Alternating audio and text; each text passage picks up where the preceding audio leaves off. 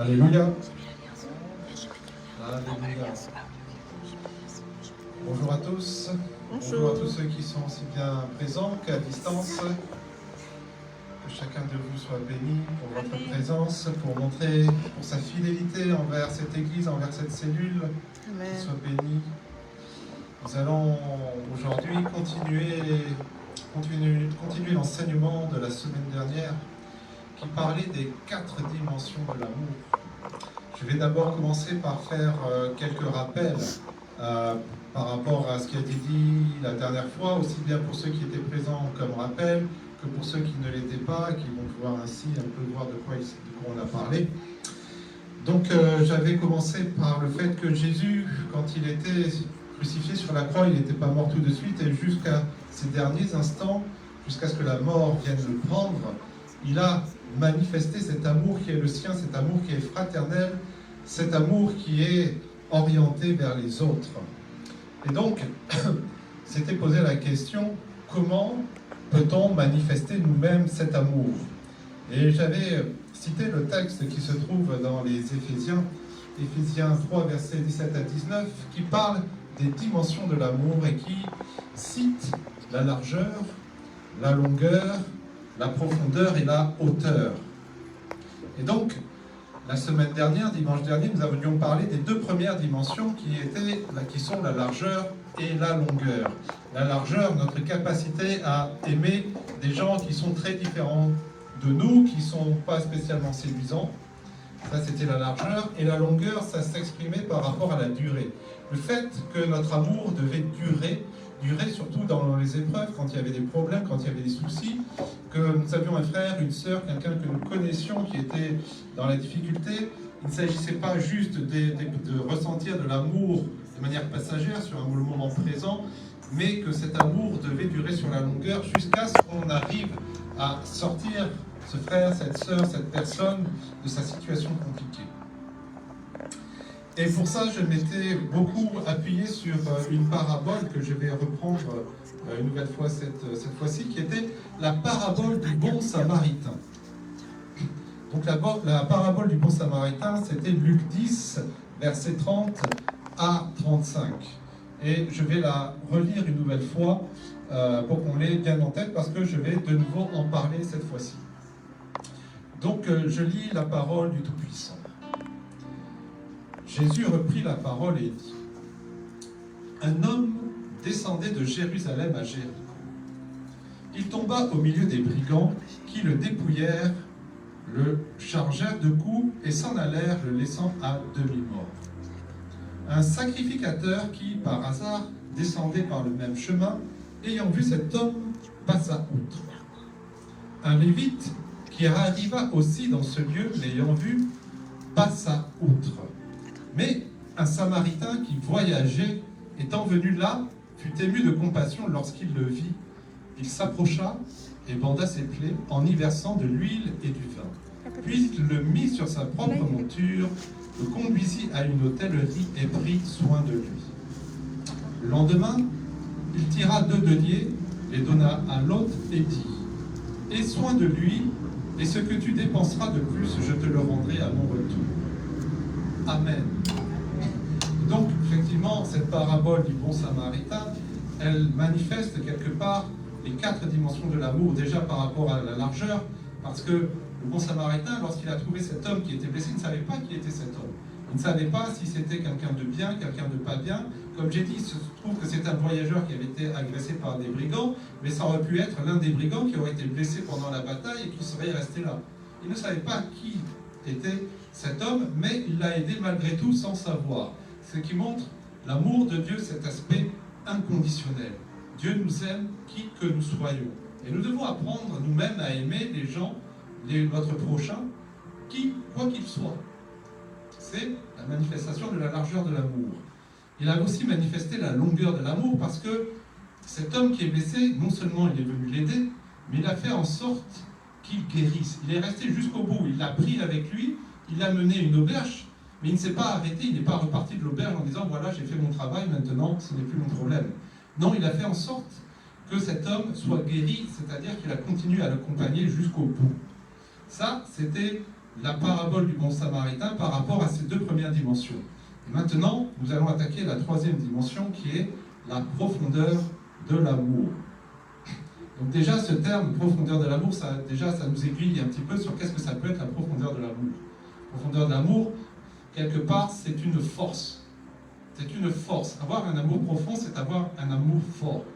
Et la question que l'on se pose par rapport à la profondeur de l'amour, c'est jusqu'où est-on capable d'aller pour aimer dans l'amour de quelqu'un d'autre.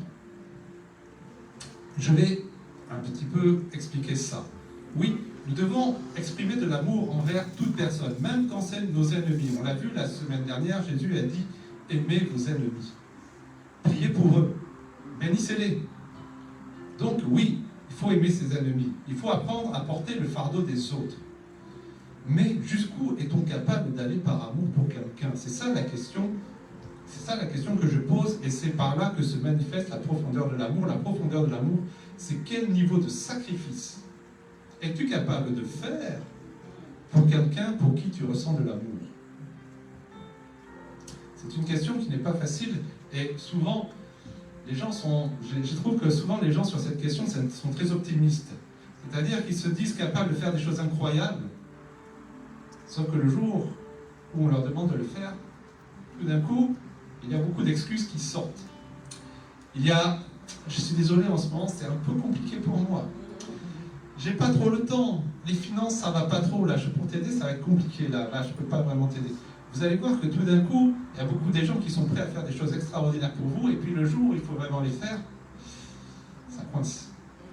Ça coince. La profondeur de l'amour, c'est quelque chose qui se révèle dans les situations compliquées. Pas quand tout va bien, mais dans les situations compliquées. Je vais donner un exemple qui se trouve dans Marc, le livre de Marc. Donc je vais au chapitre 10, je vais prendre les versets 46 à 52. Et si on a de la chance, si la sœur Morane court encore plus vite que ça, on va peut-être même pouvoir les afficher sur l'écran. En attendant, je vais commencer à lire. Ils arrivèrent à Jéricho. Et lorsque Jésus en sortit avec ses disciples et une assez grande foule, le fils de Timée, Bartimée, mendiant aveugle, était assis au bord du chemin. Il entendit que c'était Jésus de Nazareth et il se mit à crier « Fils de David, Jésus, aie pitié de moi !» Plusieurs le reprenaient pour le faire taire. Mais il criait beaucoup plus fort « Fils de David, aie pitié de moi !» Jésus s'arrêta et dit « Appelez-le !» Ils appelèrent l'aveugle en lui disant « Prends courage, lève-toi, il t'appelle. » L'aveugle jeta son manteau et se levant d'un bond, vint vers Jésus. Jésus, prenant la parole, lui dit « Que veux-tu que je te fasse ?» « Rabouni, lui répondit l'aveugle, que je retrouve la vue.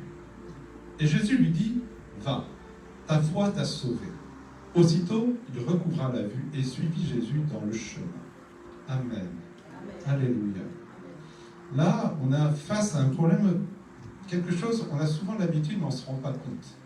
On a un homme qui est dit mendiant et aveugle. Donc, moi, là, je vois deux problèmes.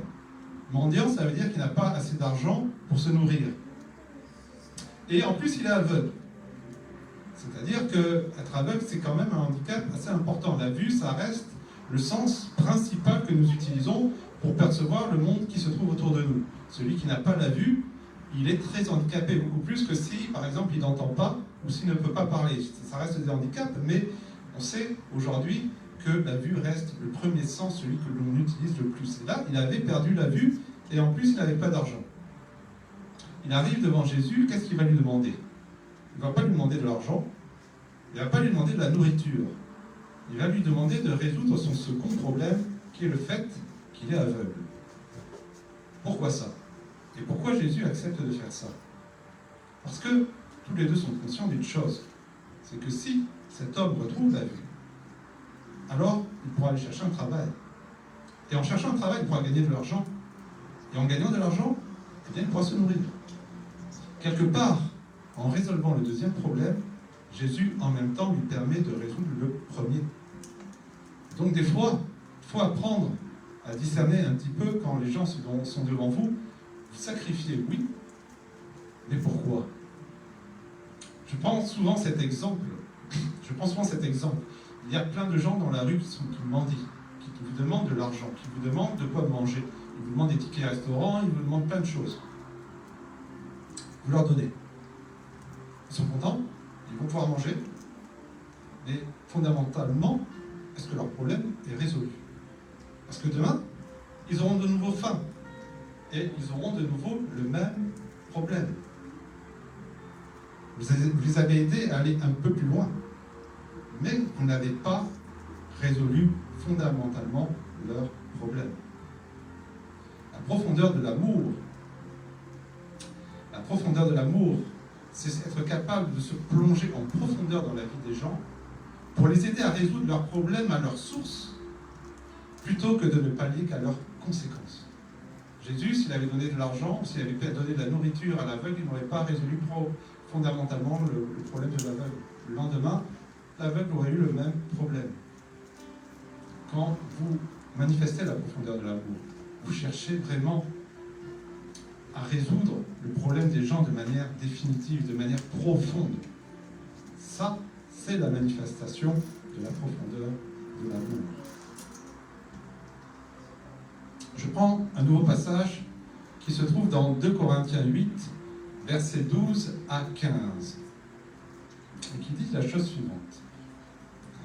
La bonne volonté, quand elle existe, est agréable en raison de ce qu'elle peut avoir à sa disposition et non de ce qu'elle n'a pas. Car il s'agit non de vous exposer à la détresse pour soulager les autres, mais de suivre une règle d'égalité. Dans la circonstance présente, votre superflu pourvoira à leurs besoins, afin que leur superflu pourvoie pareillement au vôtre, en sorte qu'il y ait égalité, selon qu'il est écrit, celui qui avait ramassé beaucoup n'avait rien de trop, et celui qui avait ramassé peu n'en manquait pas. Amen. Amen. C'est une parole assez compliquée, je ne vais pas vous mentir.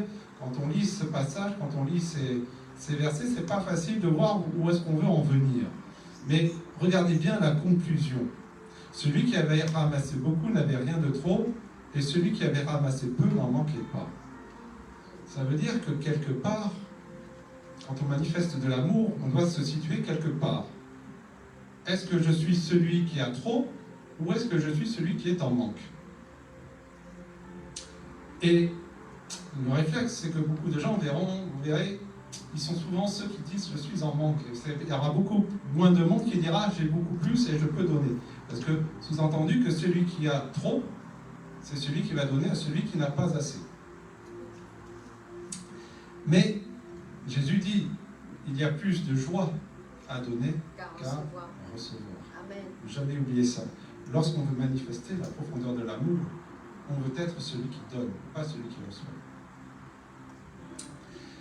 J'ai envoyé hier une image en même temps que les textes à afficher, j'avais envoyé une image. Ah, la voilà. Alors cette image, elle raconte quoi? Alors je suis désolé pour ceux qui sont à distance. Je ne sais pas si on peut amener le téléphone devant l'écran là pour qu'on puisse visualiser un petit peu ce qui se passe. Je vais quand même essayer de décrire ce qu'on voit. Alors je ne l'ai pas devant moi. Grosso modo, il y a une image qui est coupée en deux, où on voit à peu près deux scènes similaires, mais avec une différence fondamentale.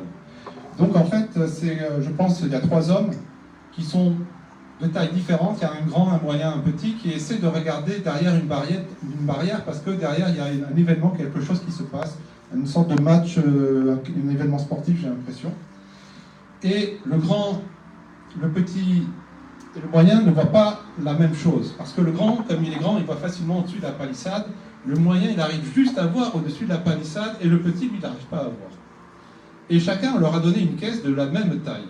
Et donc, tous les trois, ils montent sur la caisse, et le grand, il voit très bien, le moyen, il voit juste, et le petit, il ne voit pas du tout.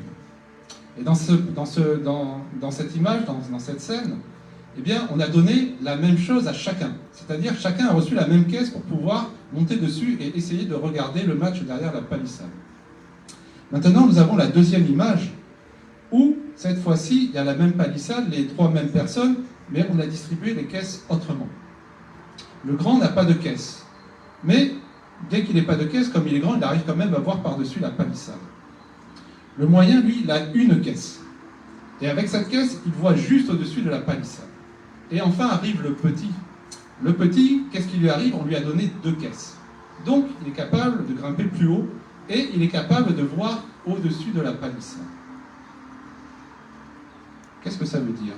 Ça veut dire que nous, quand on veut donner, quand on veut distribuer un petit peu ce qu'on a, quand on veut semer, quand on veut faire quelque chose pour les gens, et qu'il y a plusieurs personnes à bénir, qu'est-ce qu'on a tendance à faire? On a tendance à prendre, voilà, je vais donner tout ça. Il y a 3 personnes à bénir, je prends la somme, je divise par 3, et chacun a un tiers. Ça, c'est ce qu'on a tendance à faire. Mais la profondeur de l'amour ne nous dit pas de faire ça.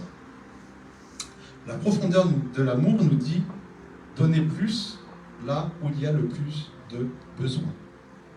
Lorsque tu manifestes la profondeur de l'amour, tu voudras donner plus à celui qui en a le plus besoin. Et quand on manifeste la profondeur de l'amour, on réfléchit. Moi, j'ai eu ce cas de conscience en début d'année. J'avais une somme d'argent que Dieu m'avait mis à cœur de donner. C'était une offrande. Et cette offrande, il y avait deux personnes qui pouvaient le recevoir. Le premier réflexe a été de dire, bon, je coupe la somme en 2 et je donne la même chose des 2 côtés. Saint-Esprit vient me reprendre. Je dis, Bruno, tu oublies ce que je t'ai enseigné sur la profondeur de l'amour. La profondeur de l'amour, ce n'est pas l'égalité, c'est l'équité. Ça veut dire, celui qui a besoin le plus, tu vas le plus lui donner. Donc, au lieu de faire 50-50, j'ai fait 66-33. J'ai fait un tiers, 2 tiers, et j'ai donné un tiers d'un côté, et j'ai donné 2 tiers de l'autre. Et j'ai été tout autant béni, mais je sais que j'ai fait plus de bien à faire comme ceci que si j'avais fait ce que j'avais envisagé de faire au départ, 50-50.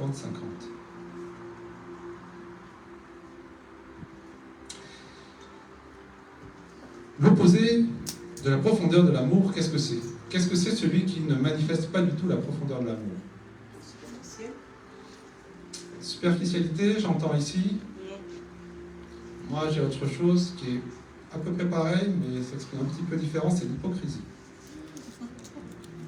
Celui qui ne manifeste pas de profondeur d'amour, c'est celui qui fait les choses sans rien ressentir.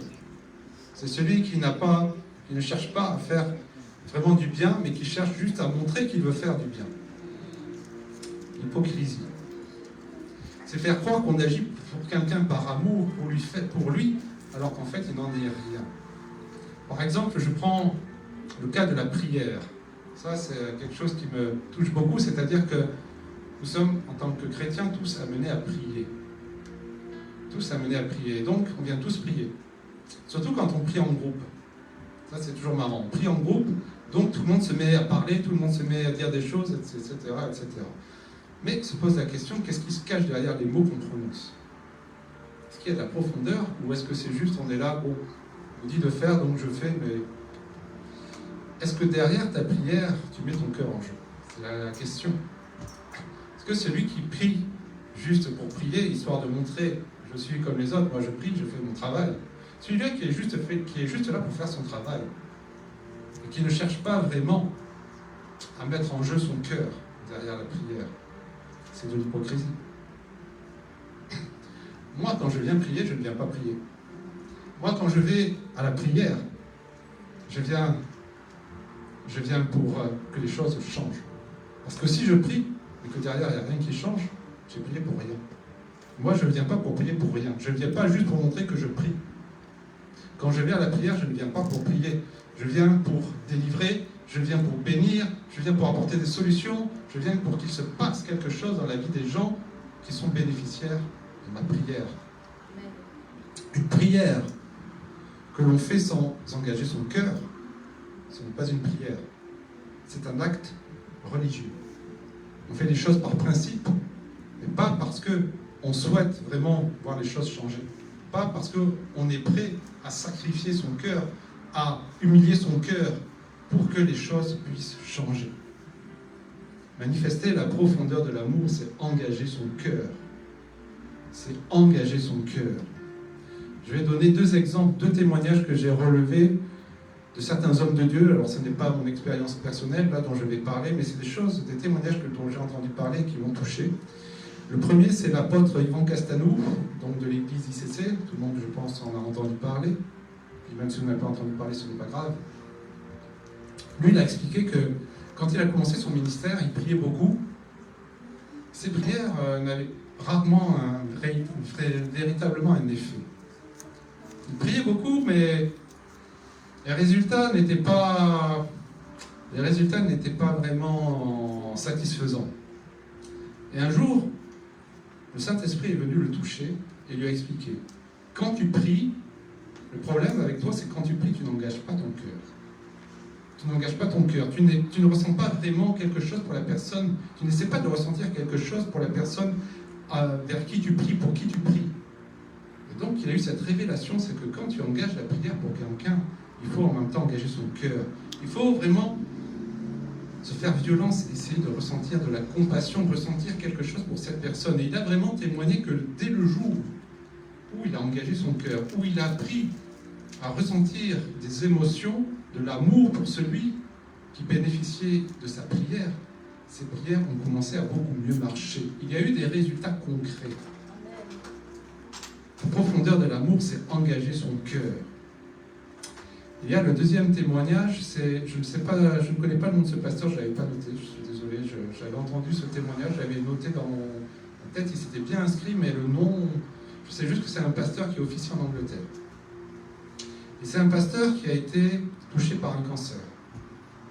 Il a subi un cancer et il a refusé l'hospitalisation.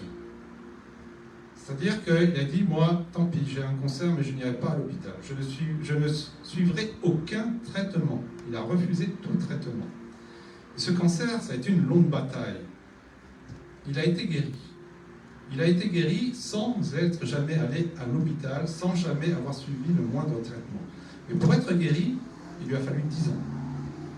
10 ans, je ne sais pas si vous vous rendez compte, 10 ans à subir un cancer, c'est une épreuve. Et il a eu la victoire. Mais aujourd'hui, ce cancer a changé quelque chose d'important. C'est qu'aujourd'hui, quand il prie pour quelqu'un qui a un cancer, lui-même, ayant ressenti tout ce que la personne pour qui il prie a ressenti, il ressent une telle compassion pour cette personne, qu'il voit comme si c'était lui qui était à sa place, parce qu'il s'est retrouvé vraiment à cette place. Ses prières ont une puissance, paraît-il, incroyable. Lui, les cancers, il les guérit à l'appel. Il les guérit à l'appel parce que quand il engage sa prière, son cœur, il se voit à la place de cette personne, il se revoit à la place de cette personne. Et ça lui donne une compassion quand il imagine ce que cette personne subit. Ça lui donne un amour d'une puissance qui fait que sa prière fonctionne. C'est la profondeur de l'amour. C'est être capable de se sentir à la place de la personne pour qui on prie. Et si c'était moi qui étais en train de subir ça, et si c'était moi qui étais en train de vivre ça, et lorsqu'on ressent ça, lorsqu'on se met à la place de cette personne, on a une prière d'une puissance qui est bien plus grande que celle de « Oh, ben, il fait quoi lui là-bas? Oh, le pauvre, il souffre là, il s'est fait mal à la main, bon, on va prier pour lui. » Tu ne ressens pas vraiment cette douleur toi-même. Tu n'arrives pas à t'identifier à cette douleur toi-même et tu as donc du mal à engager ton cœur. Il faut apprendre à se mettre à la place des gens. C'est ça la profondeur aussi de l'amour. Être capable de ressentir, de se mettre à la place des gens. Et si c'était moi? Et si c'était moi à qui ça arrive? Et si c'était moi qui vivais cela? Et à partir de là, tu vas ressentir une force. Tu vas ressentir un amour pour cette personne qui va te donner cette puissance dans la prière et qui va te permettre de manifester cette profondeur de l'amour. Alléluia. Alléluia. Revenons sur cette parabole du bon samaritain. Je relis juste un verset, le verset 35, où il est écrit « Le lendemain, il tira 2 deniers, les donna à l'hôte et dit « Aie soin de lui, et ce que tu dépenseras de plus, je te le rendrai à mon retour. Amen. Ça veut dire que là, qu'est-ce qu'il fait le bon samaritain? Il te dit, voilà, je te donne de l'argent parce que moi je dois m'absenter, mais l'homme là qui est blessé, je ne veux pas le laisser et je veux qu'il guérisse. Alors je te donne cet argent pour que durant mon absence, tu continues à le guérir, à faire en sorte qu'il puisse guérir. Et s'il arrive qu'il n'y a pas assez, ne t'en fais pas, continue. Quand je reviendrai, je donnerai ce qui manque. La profondeur de l'amour. La profondeur de l'amour, c'est faire en sorte que ce qu'on veut voir arriver, arrive. Je dirais que celui qui manifeste la profondeur de l'amour ne se soucie pas de l'effort à fournir. Il se soucie de résultats à obtenir. Je dirais la manifestation ultime de la profondeur de l'amour, c'est le quoi qu'il en coûte. Le quoi qu'il en coûte. Peu importe ce que ça va me coûter.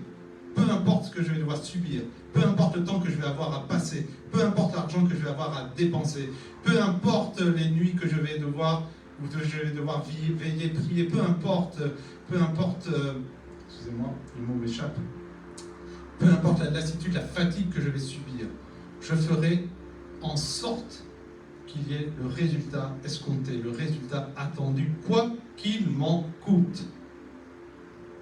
Ça, c'est la manifestation ultime de la profondeur de l'amour. Jésus, je prends Jean 15, verset 13. Jésus, regardez ce qu'il dit. Il dit, il n'y a pas de plus grand amour que de donner sa vie pour ses amis. Amen. Ça, c'est la manifestation ultime de l'amour. Jésus, qu'est-ce qu'il avait de plus précieux? C'était sa vie. Il n'avait pas de grande richesse, il n'était pas pauvre, il n'avait pas de grande richesse. Il n'avait pas grand-chose. Il y avait une chose qui lui était précieuse, sa vie. Et ça, c'est ce qu'il a été capable de nous donner pour que nous soyons sauvés. Il a été capable de donner ce qu'il avait de plus précieux pour que nous soyons sauvés. Lui, Jésus n'avait rien fait, il n'avait pas péché. Jésus, lui, il était parfait. Il n'avait pas besoin d'être sauvé. Mais ce qu'il avait de plus précieux, il l'a donné non pas pour lui, mais pour les autres. Pour nous. Amen. Alléluia. Ça, c'est la manifestation ultime de la profondeur de l'amour, se sacrifier pour les autres. Alors, mon frère, ma sœur, Jésus, lui, il a été capable de donner ce qu'il avait de plus précieux pour nous tous. Alors, moi, des fois, je vois que certains d'entre nous, et moi, ça m'arrive aussi, on rechigne à faire certaines choses. On rechigne, on dit, oh là là, il va falloir aller là-bas, ça va nous prendre encore tant de temps, notre journée, on aura le temps de rien faire d'autre. Oh là là, cet argent que je vais devoir mettre là-dedans, j'aurais aimé tellement faire autre chose. Jésus, lui, il a donné sa vie pour que tu puisses être là. Toi, tu n'es pas capable de donner ta journée, tu n'es pas capable de donner de ton argent, tu n'es pas capable de donner de ton temps. Pense à lui. Lui, il a été capable de faire quelque chose de bien plus grand que toi. Et il t'a sauvé. Est-ce que toi, tu ne peux pas faire ça pour lui? Réfléchis. Réfléchis. Amen. Alléluia. J'en ai fini avec la profondeur de l'amour et on va attaquer maintenant le dernier qui est la hauteur de l'amour. Alors pour expliquer, pour introduire la hauteur de l'amour, je vais poser une question. Je vais donner une situation et je vais poser une question. C'est bientôt l'anniversaire d'un ami qui t'est précieux. Et il va falloir lui acheter un cadeau. Tu as à cœur de lui acheter un cadeau. Bien évidemment, il va falloir choisir ce cadeau. Et je pose la question, qu'est-ce qui va motiver ton choix? Si on fait abstraction des aspects financiers, peu importe, imaginons que tu aies les finances nécessaires pour lui acheter ce que tu as besoin de lui acheter, ce que tu veux lui acheter. Qu'est-ce qui va motiver ton choix? Première motivation, tu vas vouloir lui faire plaisir. C'est-à-dire que tu vas vouloir choisir un cadeau qui va lui faire plaisir, que lui va aimer, que tu sais qu'il va apprécier. Ça, c'est la motivation d'une majorité de personnes ici, j'imagine. En tout cas, c'est la motivation de la majorité des personnes généralement qu'on rencontre. Mais, il y en a qui ont d'autres motivations. Il faut le savoir. Moi, j'ai découvert ça. Il y en a qui vont vouloir quelque part, qui va vouloir se faire plaisir à lui. C'est-à-dire que, des fois, les cadeaux qu'on reçoit ne sont pas là pour nous faire tant plaisir que faire plaisir à celui qui nous les a offerts. Moi, j'ai remarqué ça. Ça arrive. C'est-à-dire que, quelque part, il y a une personne qui va te faire un cadeau, mais qui va chercher à imposer un petit peu sa vision de ta personne. Tu vois, imagine, tu as un ami, tu le trouves, oh, lui, il s'est laissé aller ces derniers temps, il a un grossi, je trouve qu'il est trop gros. Je vais lui offrir un abonnement à une salle de sport. Il n'aime pas particulièrement faire du sport, mais toi, tu as décidé qu'il fallait qu'il fasse du sport. Donc, tu vas lui offrir cet abonnement. Tu vois, là, c'est un autre style de motivation. Tu ne cherches plus à faire plaisir à la personne, mais tu cherches à imposer quelque chose, une vision qui t'est propre par rapport à cette personne. Ça, c'est le deuxième type de motivation. Te faire plaisir quelque part. Faire en sorte que quelque chose que tu aimes bien, que tu veux voir, va arriver. Et puis, il y a celle qu'on devrait tous avoir, mais qu'on a rarement. C'est la motivation qui est de dire qu'est-ce qui ferait que cette personne s'élève? Qu'est-ce qui fait que cette personne pourrait devenir une meilleure personne? Indépendamment de ce que moi je voudrais, de ce qu'elle voudrait, qu'est-ce qui ferait que cette personne elle devienne une personne plus grande, une personne plus respectée, plus honorable? Et là, quand on active cette motivation, on essaye d'élever cette personne. C'est-à-dire qu'on veut voir cette personne prendre de la hauteur.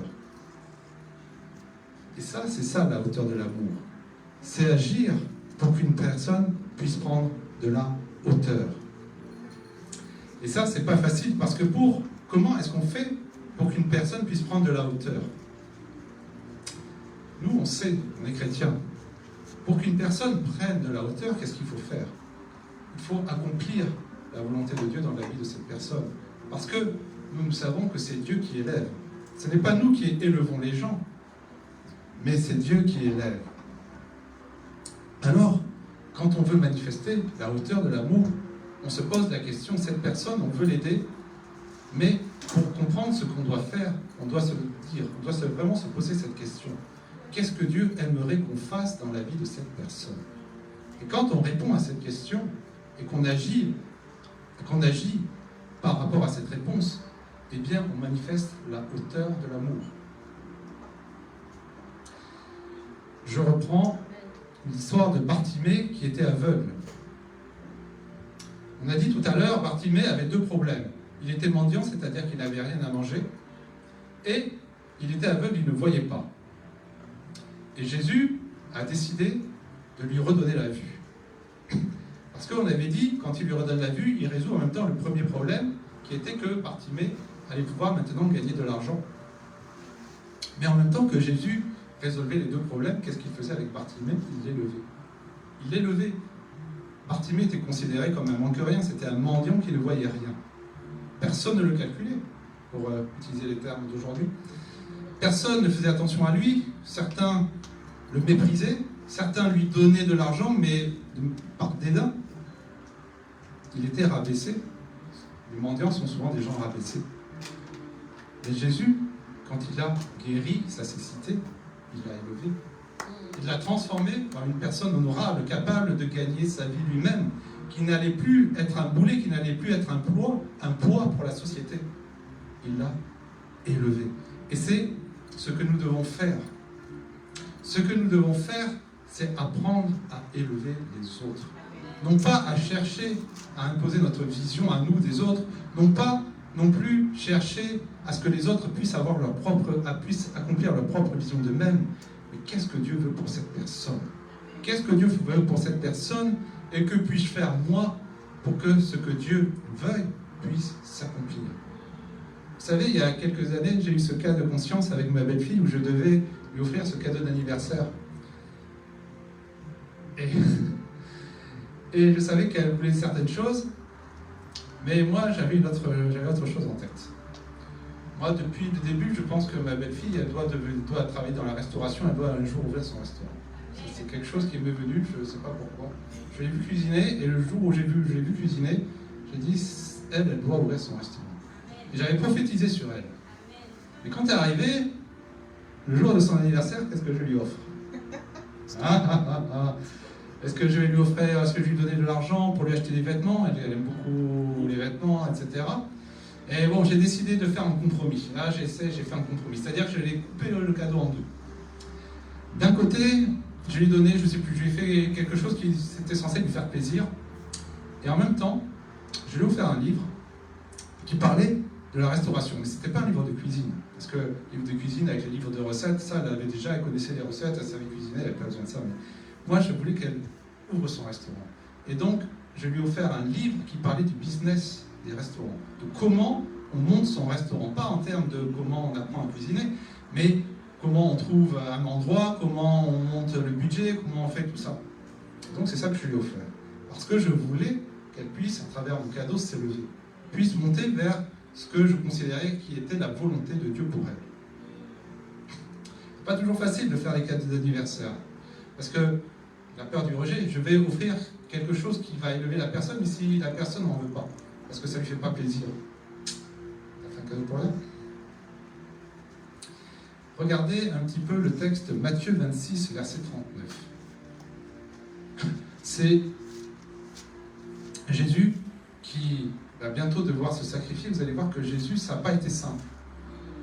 Avant qu'il se fasse capturer et qu'il soit amené à la croix, il a eu du mal à accepter son sort. Regardez bien. Puis, ayant fait quelques pas en avant, il se jeta sur sa face et pria ainsi. Mon Père, s'il est possible que cette coupe s'éloigne de moi.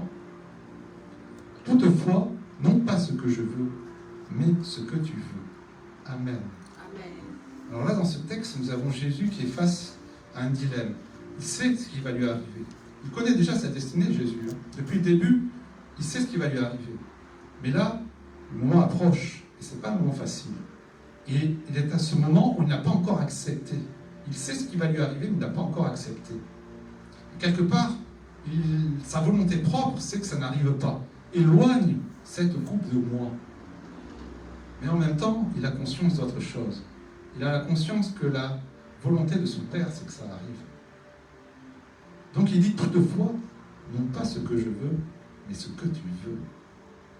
Moi, je n'ai pas envie de subir ça, mais je comprends que toi, tu veux que ça arrive. Et la volonté qui doit être faite, finalement, ça ne doit pas être la mienne. C'est la tienne. Parce que tu es au-dessus de moi. Parce que je sais que ta volonté, est honorable. Je sais que ta volonté va amener le bien. Je sais que ta volonté, elle va bénir beaucoup de gens. Alors, même si moi, ça m'est difficile, et que, au fond de moi, je n'ai pas envie de subir ça, eh bien, je vais quand même le subir, parce que ce qui compte avant tout, c'est ta volonté à toi, mon Père Céleste. Amen. Amen. Amen. La hauteur de l'amour, c'est être capable de se sacrifier pour que les autres puissent être élevés. Je vous pose la question, un homme atteint d'un cancer du poumon, faut-il lui acheter des cigarettes quand il vous le demande? Et si vous ne lui achetez pas, il va trouver quelqu'un d'autre pour le faire. Parce que lui, jamais il abandonnera. Au moins, on ne raccourcira pas sa vie. Au moins, frère Christian dit, on ne raccourcira pas sa vie. Et ça, c'est une parole que je vais amener un peu plus tard, qui arrive. Je vais sauter directement cette parole, puisque le frère, le berger, m'amène vers cette parole. C'est la parole qui se trouve dans Ézéchiel 33, versets 7 à 9. C'est une parole assez connue. Pour certains, c'est une parole très difficile. Parce que c'est une parole qui vous met devant quelque chose de pas facile à réaliser tous les jours. Je vais lire. Et toi, fils de l'homme, je t'ai établi comme sentinelle sur la maison d'Israël. Tu dois écouter la parole qui sort de ma bouche et les avertir de ma part. Quand je dis au méchant, méchant, tu mourras. Si tu ne parles pas pour détourner le méchant de sa voie, ce méchant mourra dans son iniquité et je te redemanderai son sang. Mais si tu avertis le méchant pour le détourner de sa voie et qu'il ne s'en détourne pas, il mourra dans son iniquité et toi tu sauveras ton âme. Qu'est-ce que veut dire cette parole? Cette parole dit que quand on voit quelque chose qui va mal, quelque chose qui n'est pas bon, quelqu'un qui est en train d'aller sur une mauvaise voie, qui demande quelque chose, là je parlais d'un homme qui demande des cigarettes alors qu'il est atteint d'un cancer au poumon, c'est un exemple. Ta responsabilité c'est quoi? C'est de le prévenir. Si tu achètes, ces cigarettes, et si tu les fumes, ça va faire empirer ton cancer. Ça ne va pas aller dans la bonne direction. Et qu'est-ce qui se passe? Soit il réalise tout d'un coup qu'il fait quelque chose qui n'est pas bon et il décide d'arrêter de fumer, gloire à ton nom. Toi, tu as fait ton travail. Mais si malgré tout, il décide quand même d'acheter ses cigarettes et de les fumer, eh bien, cette parole dit que malgré tout, tu as fait ton travail. Ton travail, ce n'est pas de forcer les gens à faire ce qu'ils ne veulent pas faire, mais c'est de les prévenir quand ils vont dans une mauvaise direction, qu'ils prennent une mauvaise direction. Ta responsabilité, ça s'arrête là. Ta responsabilité, ce n'est pas de forcer les gens à ne pas faire ce qu'ils ne veulent pas faire. S'ils veulent continuer dans leur bêtise, dans leur iniquité, comme il est écrit dans la parole, c'est leur responsabilité, et ça sera à eux d'assumer. Mais par contre, si toi tu refuses de les avertir, si toi au contraire tu vas aller acheter le paquet de cigarettes, eh bien tu es responsable. Comme disait le frère Christian, tu es responsable. Élever quelqu'un, ce n'est pas d'aider les gens à faire leurs bêtises, à aller dans leur mauvaise voie. C'est des fois aller contre leur volonté. Et même si tu t'embrouilles, tant pis s'il y a un désamour avec cette personne, la parole dit qu'il vaut mieux un désamour avec une personne plutôt que d'encourager dans une mauvaise voie. Amen. Amen. Alléluia. Du coup, je vais revenir un peu en arrière parce que j'avais fait un saut en avant. Mon frère, ma sœur, que se passe-t-il quand tu essaies d'imposer ta volonté dans la vie de quelqu'un et que ce n'est pas obligatoirement la volonté de Dieu? Il est écrit dans la parole que nous sommes des créatures merveilleuses. Dieu fait de nous des créatures merveilleuses. Et que se passe-t-il quand tu essaies de détourner ton frère, ta sœur avec quelque chose qui n'est pas dans la volonté de Dieu? Comprends-tu, réalises-tu que tu es en train de gâcher la créature merveilleuse que Dieu a faite? Tu imagines, cet ami-là, il est toujours cloîtré chez lui. Il est toujours enfermé chez lui. Il faut qu'il sorte un peu de chez lui. Il faut qu'il sorte un peu de chez lui. Allez, je vais l'inviter, là, on va aller dans un bar, on va aller un petit peu dans un endroit un peu animé, il va sortir de chez lui, il va voir un petit peu ce que c'est la vie, etc. Tu l'invites, tu finis par le convaincre de te suivre. Vous allez dans un bar. Il aime ça. Il aime tellement ça que maintenant il est tous les jours dans le bar. Il devient alcoolique. Tu as voulu faire le bien, tu as fait le mal. Pourquoi? Tu n'as pas cherché la volonté de Dieu. Tu as cherché à imposer ta vision à toi.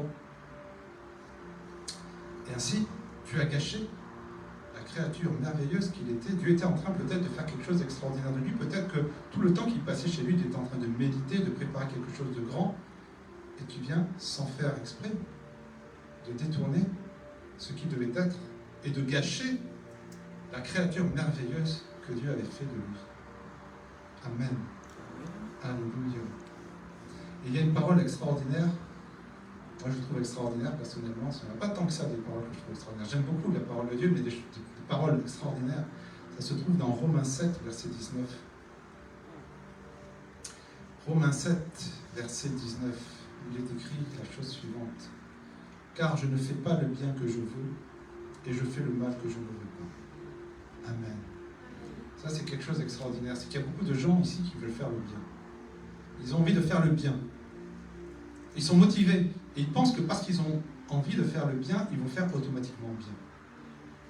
Mais souvent, en voulant faire le bien, on fait le mal. On ne veut pas faire le mal, mais c'est le résultat.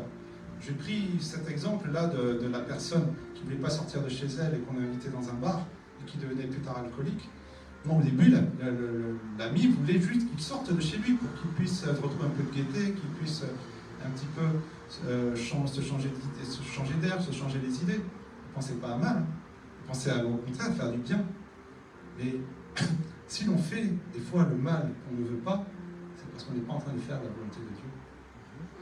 En ne faisant pas la volonté de Dieu, on peut faire le mal qu'on ne veut pas et on n'arrive pas à faire le bien qu'on aimerait faire. Amen. Alléluia. Seul Dieu connaît tous les tenants et les aboutissants. Apprenez ça. Dieu, il est omniscient. Ça veut dire qu'il connaît toutes choses. Il connaît chaque personne. Il sait pour chaque personne qu'est-ce qui est bon pour elle, qu'est-ce qui est mauvais pour elle. Et si nous, on se prend pour Dieu, c'est-à-dire quelque part, quand on impose sa vision sur la personne, c'est qu'on remplace Dieu. C'est-à-dire qu'on est en train de dire, on se prend pour Dieu. Au lieu de dire que la volonté de Dieu se fasse, on dit que notre volonté se fasse pour cette personne. Et donc on se met à la place de Dieu. Quand on veut imposer sa vision pour une personne, on se met à la place de Dieu. Et ça, moi je vous dis, Dieu il n'apprécie pas. Il n'apprécie pas du tout. Alors, mon frère, ma sœur, quand tu agis pour une personne, vérifie, prie d'abord, fais en sorte que tu accomplisses la volonté de Dieu pour cette personne. Ne gâche pas la créature merveilleuse que Dieu a faite de lui ou d'elle. Et de même, toi-même, quand tu acceptes un cadeau, quand tu acceptes quelque chose qui vient d'une autre personne. Parce que ça, c'est un enseignement du prophète. Tous les cadeaux qu'on reçoit, on ne doit pas toujours les accepter. Pourquoi ? Il y a des fois des cadeaux qui ne sont pas là pour notre bénédiction, mais qui sont là pour nous détourner. Si la personne qui nous offre un cadeau, si la personne qui agit pour nous ne le fait pas selon la volonté de Dieu, elle est en train de gâcher la créature merveilleuse que Dieu a fait de nous. Ça marche dans les deux sens. Quand tu agis pour quelqu'un qui n'est pas dans la volonté de Dieu, tu gâches la personne qu'elle est. Et que toi-même, quand tu acceptes quelque chose d'une personne sans que ça soit dans la volonté de Dieu, ben tu laisses cette personne gâcher la créature merveilleuse que tu es. Alors moi, je te dis, préserve-toi. Préserve-toi. N'accepte pas tout ce qui t'est offert. Que tout ce qui te soit offert, mon frère, ma soeur, soit dans la volonté de Dieu. Et que le reste, tu puisses le discerner et que tu puisses le dégager, que tu puisses le refuser, que tu puisses l'éloigner de toi. Amen. Amen. Alléluia. Le bon samaritain voulait voir la guérison de l'homme blessé. Il voulait voir comment cet homme pourrait faire de grandes choses lorsqu'il serait guéri. Parce que ça, c'est aujourd'hui un grand problème. Les gens qui sont malades, les gens qui sont blessés, les gens qui sont handicapés, quelque part, ils n'ont pas tout leur potentiel. Quelque part, ils ne sont pas capables de faire tout ce que Dieu voudrait qu'ils puissent faire. Parce qu'ils sont handicapés, parce qu'ils ont une gêne, parce qu'il y a quelque chose qui les empêche d'accomplir tout ce qu'ils pourraient faire. Le bon samaritain voulait voir cet homme guérir parce qu'il voulait voir cet homme avec tout son potentiel. La hauteur de l'amour, c'est vouloir que chacun ait son plein potentiel, que chacun puisse accomplir tout ce qu'il est appelé à faire. C'est ça aussi, chercher à élever les personnes. Jésus s'est sacrifié pour que nous devenions ces créatures merveilleuses que nous sommes. Il s'est sacrifié. Il a donné ce qu'il avait le plus précieux. Et lui, en se rabaissant, il nous a élevés. Mon frère, mes sœurs, apprends à te sacrifier pour les autres. Non pas juste pour faire un sacrifice, non pas juste pour montrer que tu as fait ça, mais pas pour que l'autre puisse s'élever. Si tu te sacrifies, que l'autre ne s'élève pas, tu t'es sacrifié pour rien. Je te le dis, mon frère, ma sœur. Je te le dis. Nous allons prier maintenant. Nous allons prier. Je vais vous demander de vous lever. Et nous allons prier pour que chacun d'entre nous puisse manifester chacune de ces 4 dimensions qui sont la largeur, la longueur, la profondeur, la hauteur. Nous allons faire une dimension par une. La largeur, pour que nous ayons cet amour inconditionnel.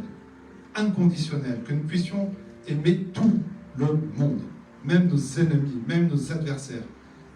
Notre prochain, quel qu'il soit, nous devons être capables de l'aimer. Que Dieu te donne cette largeur de l'amour, mon frère, ma sœur. Que Dieu change, oriente ton cœur, Seigneur. Oriente ton cœur pour que tu puisses, pour que chacun d'entre nous puisse trouver bénédiction, puisse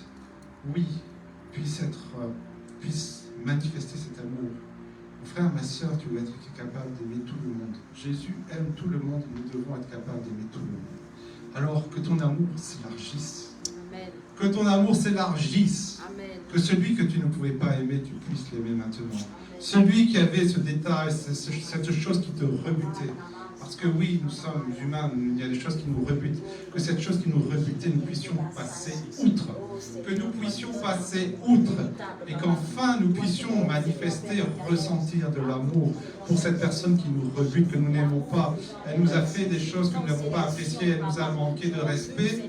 Elle a ce détail physique que nous détestons. elle a eu ce comportement que nous n'avons pas apprécié. Et ce n'est pas grave, nous sommes capables de passer outre, nous sommes capables de passer au-delà, parce que dans cette personne, il faut que tu aies confiance, que tu aies conscience, mon frère, ma sœur, que Dieu l'a fait à son image comme tu as été fait à son image. Ça veut dire que dans cette personne, il y a quelque chose. Il y a quelque chose qui est digne d'être aimé. Il y a quelque chose qui est digne, oui, qui est digne de ton amour, mon frère, ma sœur. Il faut apprendre à le chercher, il faut apprendre à l'imaginer, il faut apprendre à aller au-delà de ce que l'on voit. Mais au contraire, de savoir que dans cette personne, il y a quelque chose qui est honorable.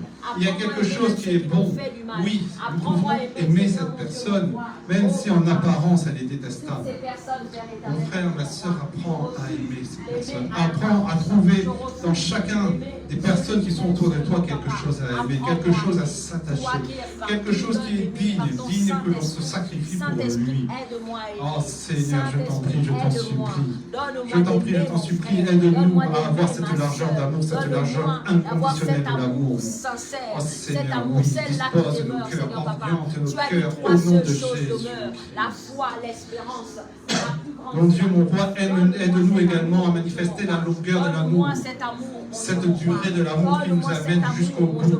Que nous n'ayons pas juste un amour passager, nous voyons une personne, nous l'aidons et nous l'oublions.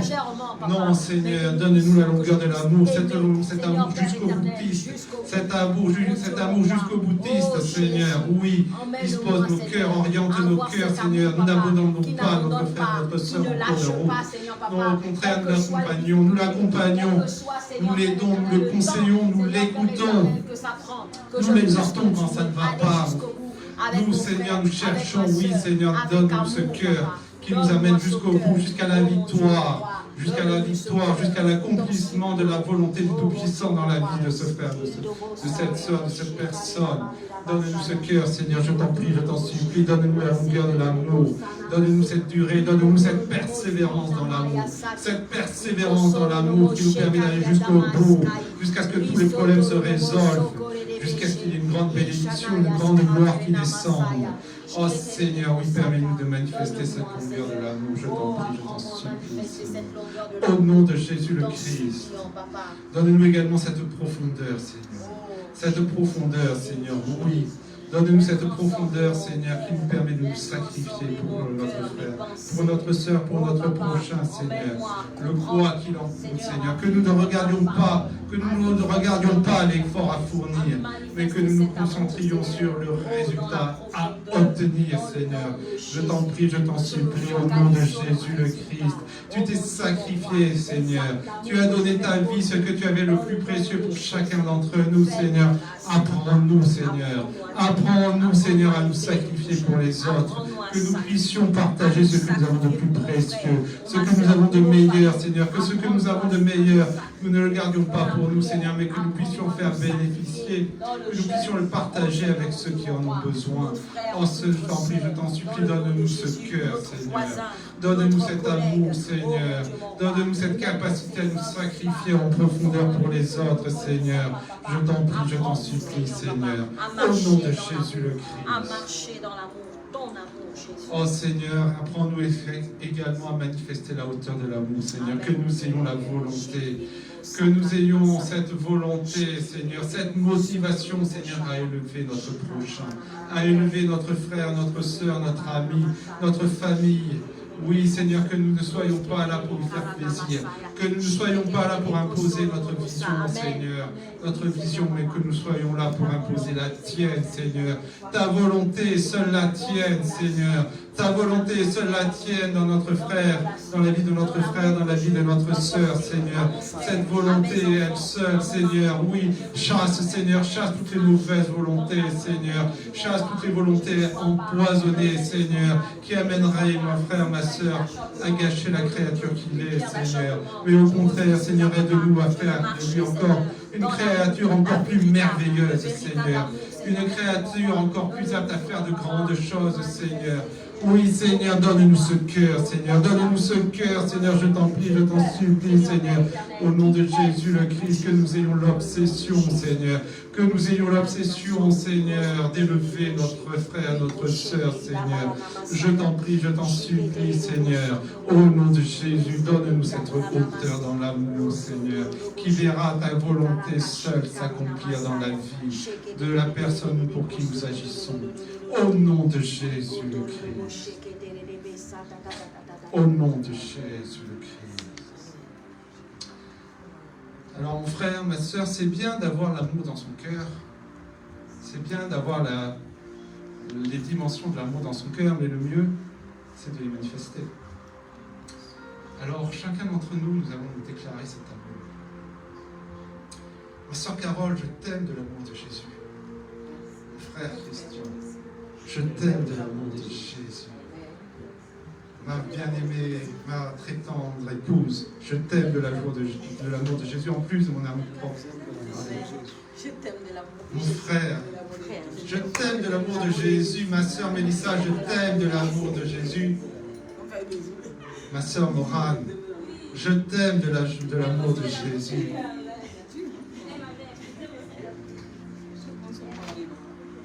Qui est-ce qui est connecté ici? Est-ce qu'on peut voir les connectés? Leïla, ma sœur belge, je t'aime de l'amour de Jésus. Ma sœur Princia, même si on ne te voit plus, sache que malgré tout, je t'aime de l'amour de Jésus. Amen.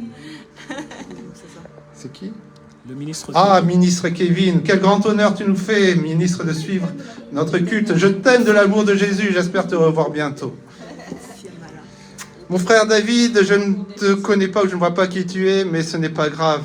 Je t'aime de l'amour de Jésus, sache-le. Amen. Et qui c'est ensuite?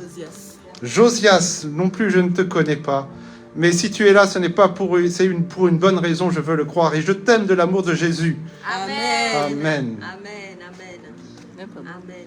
Romiche, pardon, excuse-moi, je ne t'ai pas vu, ma sœur Romiche. Oh, je suis désolé que tu ne sois pas là, j'aurais été... Mais tant de pouvoir te dire, je t'aime de l'amour de Jésus en face, ben ça se fera pas à distance, mais je t'aime quand même. Et enfin, le frère Germain, qui nous suit des États-Unis, je pense, que nous avons vu durant les 4 dimanches de grâce. Oh, tu nous as fait du bien d'être là, mon frère. J'étais vraiment content que tu sois là, même si je n'ai pas eu l'occasion de beaucoup te parler. Sache que je t'aime de l'amour de Jésus. Et notre sœur Marianne de Strasbourg, qui nous suit de manière fidèle. Ah, ma sœur Marianne, tu es la fidèle, tu es toujours là. Quelles que soient les circonstances, on sait que tu es là. Il y en a une qui est connectée, c'est la sœur Marianne, on est sûr. Je t'aime de l'amour de Jésus, ma sœur. Sache-le. Anne-Rose, la maman, mais oui, on l'a vu, elle était venue nous aider premier dimanche de grâce, elle nous avait beaucoup aidé. Ma sœur, sache que je t'aime de l'amour de Jésus et merci pour tout ce que tu as fait durant ce premier dimanche de grâce. Nous avons, alors attends, parce que comme... nous avons aussi les absents, mais que nous aimerions avoir ici. Et ce n'est pas parce qu'ils ne sont pas là, qu'ils ne sont pas connectés, que nous ne les aimons pas. Nous allons de déclarer, mon frère Edgar, ma sœur Simone, malgré peut-être tous les différends, tous les problèmes qu'il a pu y avoir, moi, ça ne change rien pour moi. Je vous aime de l'amour de Jésus. Amen. Mes frères, Grace, Clinton, leurs 3 enfants, même si on ne nous a pas vus ces derniers temps, ça ne change rien pour nous. Sachez que nous aimons toujours de l'amour de Jésus. Amen. La maman et ma Tabitha, même si c'est vrai, ce n'est pas facile, tu es loin. Il y a un grand parcours, il y a beaucoup de chemin à faire pour venir jusqu'ici. Nous ne t'avons pas non plus vu beaucoup ces derniers temps. Ça ne change rien pour nous. Notre amour est toujours intact. Nous t'aimons toujours de l'amour de Jésus. Amen. Amen. Alléluia. Amen. Alors je vais finir par une parole, ce n'est pas fini. Je vous demande de vous rasseoir. Il faudrait bien que les gens se rassoient maintenant. Et nous allons prendre le texte. Je suis désolé, je vais un peu déborder. Philippiens 1, versets 21 à 24. Philippiens 1, versets 21 à 24. Un grand texte aussi. Un grand texte pour moi. C'est l'apôtre Paul qui parle et qui dit la chose suivante. Car Christ est ma vie et la mort m'est un gain. Mais s'il est utile pour mon œuvre que je vive dans la chair, je ne saurais dire ce que je dois préférer. Je suis pressé des deux côtés. J'ai le désir de m'en aller et d'être avec Christ, ce qui, de beaucoup, est le meilleur. Mais à cause de vous, il est plus nécessaire que je demeure dans la chair. Amen. Amen. Là, on a un texte un petit peu ambigu à première vue, parce que l'apôtre Paul dit, finalement, la mort, c'est ce qui est le meilleur pour moi. Parce que quand je vais mourir, moi, je n'ai pas de doute, je sais que je vais rejoindre mon Seigneur, Jésus le Christ, et j'ai tellement envie d'être avec lui. Mais d'un autre côté, le temps n'est peut-être pas arrivé. Parce que ce n'est pas à chacun de décider le jour de sa mort, c'est au Tout-Puissant qui revient de décider quand chacun va repartir. Et donc, je reste ici, mais si je reste ici, que je suis tenu de rester ici, ce n'est pas pour moi. Moi, je suis déjà sauvé. Moi, je sais que je vais retrouver le Seigneur Jésus-Christ un jour ou l'autre. Si je reste, ce n'est pas pour moi, c'est pour les autres. Si je continue, ce n'est pas pour moi. Moi, je suis sauvé, moi, j'ai tout ce que je pourrais avoir de meilleur. Je n'aurai jamais rien de mieux que d'être sauvé, que d'avoir Jésus-Christ. Je ne peux pas avoir mieux. Alors, si je suis encore là, et si je continue, ce n'est pas pour moi. Non, si je continue, ce n'est pas pour voir des malheurs. Si je continue, ce n'est pas pour voir des désastres. Si je continue, ce n'est pas pour voir des disputes. Ce n'est pas pour voir de l'hypocrisie. Si je continue et si je suis toujours là, ce n'est pas pour voir des échecs. Si je continue, c'est parce que je veux voir mon frère, ma soeur être glorifiés. Si je veux continuer, c'est pour voir mon frère et ma soeur être élevés. Si je continue, c'est pour voir le frère Christian devenir un grand homme de Dieu dans une grande église. Si je continue, c'est pour voir la sœur Carole faire des choses extraordinaires, faire bénir les gens, mais vraiment à grande dimension. Si je continue, c'est pour voir la sœur Mélissa venir prêcher un jour, venir chanter, venir faire de grandes choses ici sur ce pupitre. Oui, je veux la voir. Et si je continue, c'est parce que je veux voir ça un jour. Si je continue, c'est pour voir la sœur Morane. La sœur Morane célébrer un grand mariage quand elle sera sortie de toutes ses galères, qu'elle aura obtenu la victoire sur tous ses ennemis. Je veux la voir en haut. Je veux le voir, mon frère, ici. Je ne le connais pas très bien. Jean-Hugues, je ne le connais pas très bien. Je ne sais pas ce que Dieu a prévu pour toi. Mais comme tous les autres, je sais que tu n'es pas appelé juste à rester assis sur cette chaise, mais à faire de grandes choses pour lui. Et si je continue, c'est parce que je veux les voir. Je veux les voir arriver. Amen. Alléluia. Si je continue, c'est pour voir la sœur Romiche devenir une grande femme d'affaires. Une grande femme d'affaires, c'est ce que je veux voir pour la sœur Romiche. Si je continue, c'est pour voir les Levumba faire de grandes choses pour Dieu, qu'ils puissent conseiller de couples, qu'ils puissent vraiment avoir un grand ministère de conseil. Moi, les Levumba, je veux les voir faire de grandes choses. Je veux voir la sœur Simone rayonner. Si je continue, c'est pour voir la sœur Princia, oui, avoir une grande et belle famille. C'est pour voir aussi la famille Soki, je veux les voir aussi. Je veux les voir sortir de leurs difficultés. Je veux voir le frère Kington, je veux le voir, oui, qu'il ait un grand business. Qu'il ait un grand business, qu'il ait une grande affaire. Oui, qu'il devienne prospère, le frère Clinton. Si je continue, c'est pour voir le frère Clinton prospérer. C'est pour voir la sœur Grace à la tête d'une grande et belle famille. Si je continue, c'est pour voir chacun d'entre vous s'asseoir sur le trône de gloire que Jésus a prévu pour lui.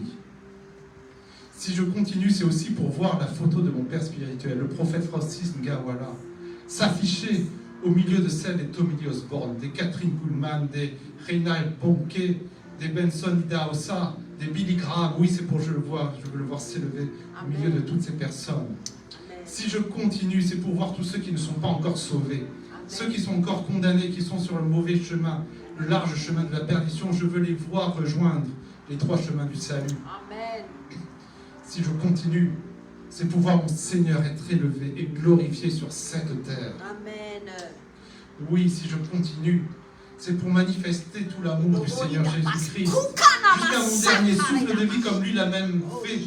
jusqu'à mon dernier souffle de vie, je veux pouvoir manifester cet amour, manifester sa largeur avec un amour inconditionnel, manifester sa longueur avec un amour jusqu'au boutiste, manifester sa profondeur avec un amour du quoi qu'il en coûte, manifester sa hauteur avec un amour qui veut voir s'accomplir la volonté de notre Dieu, et elle seule.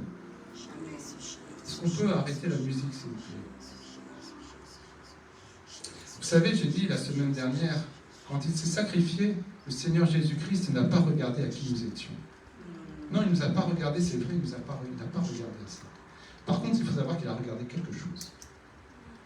Quand il s'est sacrifié, il a regardé à la créature extraordinaire que toi, mon frère, toi, ma sœur, allez devenir s'il acceptait de donner sa vie.